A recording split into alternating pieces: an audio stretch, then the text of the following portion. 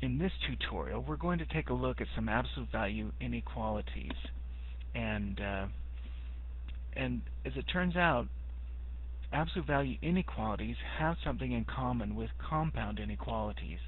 Because absolute value deals with distance from zero, and distance can go in either the left direction or the right direction from zero, we end up with situations where we have two results, or basically two inequalities for the price of one, just like with compound inequalities.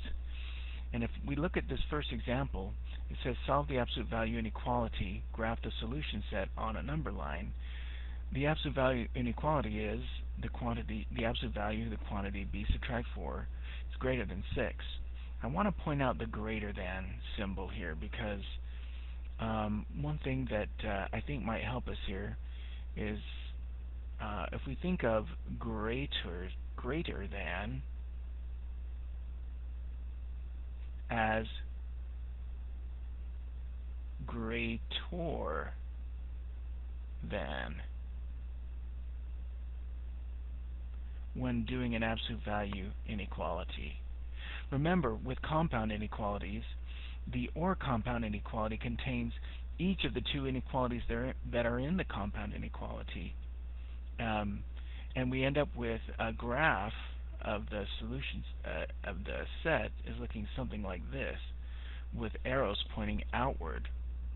And so whenever we have an absolute value inequality that has a greater than symbol, we can think of it as behaving similarly to a compound inequality, an OR compound inequality.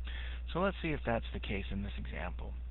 So let's go ahead and take this absolute value inequality, and we're going to say that the quantity b subtract 4 is greater than 6, and we're also going to say that the opposite of that quantity b subtract 4 is greater than 6. So that's where we start. Let's take a look at the inequality on the left. In order to solve this inequality, we have to undo the subtract. So we'll use the addition property of inequalities and add 4 to both sides. And when we do that, we get b is greater than 10. Take a look at this inequality on the right here. We have the opposite of the quantity b subtract 4 is greater than 6. So if we want to deal with the quantity b subtract 4, then we're going to have to basically divide both sides by -1. And when we do that, -1 divided by -1, negative divided by negative is positive, and so now we just have the quantity b subtract 4.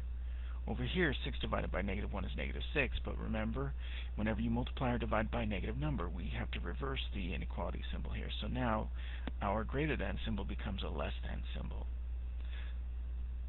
The next step is to undo subtract 4 by adding 4. And we'll add 4 to the other side based on the addition property of inequality. That gives us an inequality of b is less than, let's see, -6 is, that would be a -2 there. So we have b is less than -2. Now we're supposed to graph the solution set on a number line. I'm just going to go ahead and write out the solution set of this absolute value inequality. So what we're going to end up with here is, in set notation, we have our value b, which is an element of the real number, such that our b is less than -2, or b is greater than 10. So whatever b value we choose in the real numbers, it has to meet those conditions. Okay, then I'm just going to make a rough sketch of a number line here. We have a -2 on our number line. We have over on the other side a 10 with all the numbers in between and on both sides.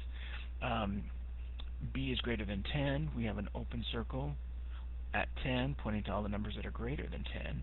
B is less than -2. We have an open circle at -2 pointing to all the numbers that are less than -2.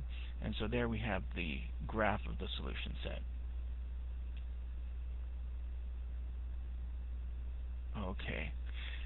The next example says solve and graph the inequality, and we have the inequality 5 subtract 2 multiplied by the absolute value of the quantity n added to 3 is less than or equal to negative 7. Again, we can correlate this with a compound inequality.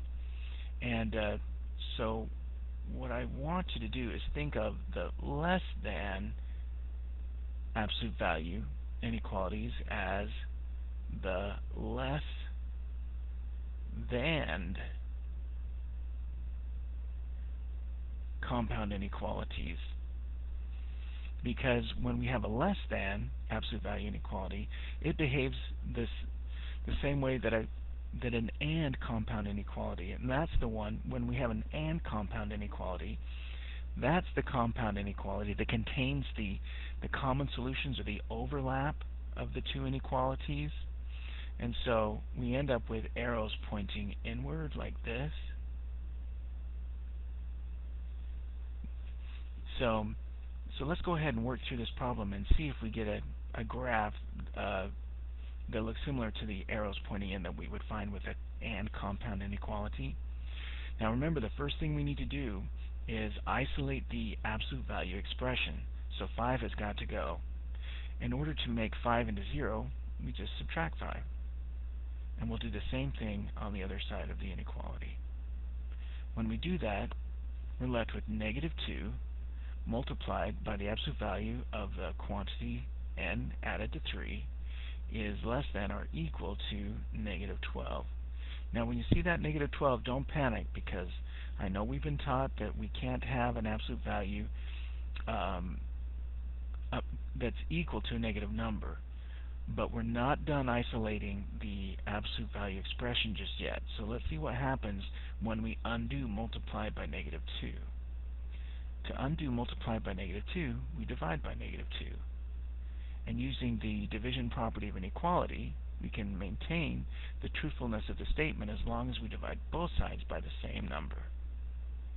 Negative 2 divided by negative 2 is 1. So now we have a single absolute value quantity which is less than or equal to negative 12 divided by negative 2 is a positive 6. Okay, now that we've isolated the absolute value expression, we can go ahead and evaluate both conditions. So we have n added to 3 is less than or equal to 6, and we also have the opposite of n added to 3 is being less than or equal to 6. So in the first case, in order to solve, we have to undo the adds 3, so we subtract 3, and we'll do that to both sides. And so then we have n is less than or equal to 6 take away 3 is 3. Okay, we'll hold on to that one for a second as we take a look at this next one. So we have the opposite of the group n plus 3, which is the same thing as saying the group multiplied by negative 1. So what we want to do then is, to get the group n plus 3, we'll just divide by negative 1. Using the division property of inequality, we'll divide both sides by the same number. So that gives us n added to 3 is, again, when we multiply or divide by a negative number, we reverse the inequality. So it's greater than or equal to negative 6. To make the positive 3 into 0, we subtract 3, and we'll do that on both sides of the inequality. And so here we have n is greater than or equal to negative 6 subtract 3 is negative 9. Okay, so it asks us to graph the inequality, so let's just go ahead and make a little sketch of a number line here. We're going to have a negative 9 on the left side, and then over here on the right somewhere we have the positive 3.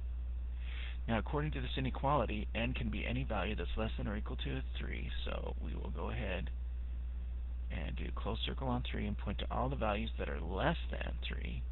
And then according to this inequality, n is greater than or equal to negative 9. So our n value can be 9 or any number greater than that.